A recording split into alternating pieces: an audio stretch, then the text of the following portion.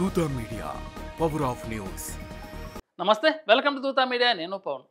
తెలంగాణ హైకోర్టులో మాజీ CM BRS chief KCR, మాజీ మంత్రి హరీష్ రావులకు పెద్ద ఊరట లభించింది. కాళేశ్వరం సిబిఐ విచారణపై పీసీగోస్ కమిషన్ ఆధారంగా ఎలాంటి చర్యలు తీసుకోవద్దని రాష్ట్ర ప్రభుత్వానికి హైకోర్టు ఆదేశాలు జారీ చేసింది.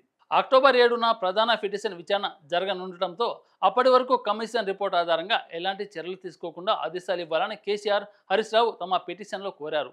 ఈ వాదనలు విన్న న్యాయస్థానం దసరా సెలవుల అనంతరం అక్టోబర్ 7న తదుపరి విచారణ చేపడతామని తెలిపింది. అప్పటి వరకు కమిషన్ ఆధారంగా ఎలాంటి చర్యలు తీసుకోరాదని స్పష్టం చేసింది.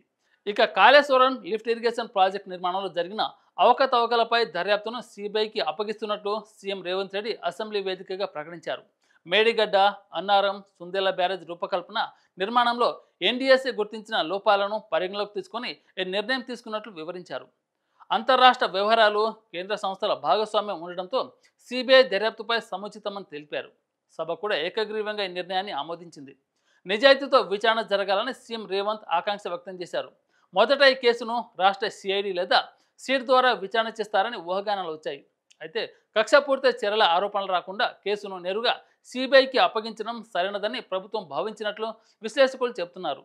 ఒకవేళ కేసీఆర్ అరెస్టు జరిగితే ప్రతీకార ఆరోపణలు రాకుండా ఈ నిర్ణయం తీసుకున్నట్లు వారు అభిప్రాయపడుతున్నారు.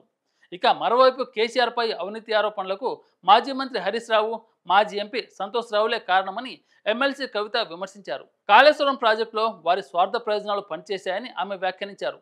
బీఆర్ఎస్లో కొందరు చేసిన తప్పుల వలన కాంగ్రెస్ ప్రభుత్వం కేసీఆర్ను ప్రశ్నించే పరిస్థితి వచ్చిందని అన్నారు.